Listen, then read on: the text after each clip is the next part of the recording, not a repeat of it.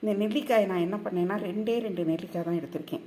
இந்த 2 நெல்லிக்காயும் நான் சாதம் வைக்கிறப்போ அந்த சாதத்தை வைக்கிற பாத்திரத்து மேலே ஒரு கிண்ணம் வச்சு அந்த கிண்ணத்தில் இதையும் வச்சு வேக வச்சுட்டேன்.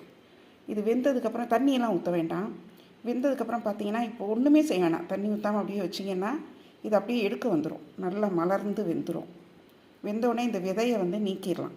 நடுவில் இருக்கிற விதை இருக்கு பாருங்கள், இதை அப்படியே நீக்கி எடுத்துடலாம். இதை எடுத்து தூர போட்டுட்டு இந்த நெல்லிக்காய், உப்பு, தேங்காய், பச்சை மிளகாயை மிக்சியில் போட்டு அரைச்சிட்டு வரேன். இதோட தயிரும் வேணும். தயிரில் தான் இது கலக்கணும். நான் அதை காமிக்கிறேன் உங்களுக்கு. ஒரு நிமிஷம். தயிரும் எடுத்து வச்சுட்டேன். ஒரு பெரிய குழிக்கரண்டி அளவு, நம்ம அந்த குழம்பு குழிக்கரண்டி அளவு, ஒரு 1.5 கரண்டி அளவு எடுத்துக்கலாம். தயிர் கொஞ்சம் கூடுதலாக இருந்தாலும் தப்பில்லை. நான் இப்போ இதை அரைச்சிட்டு இந்த தேங்காய், நெல்லிக்காய், உப்பு, பச்சை மிளகாயை ஒன்றா அரைச்சிட்டு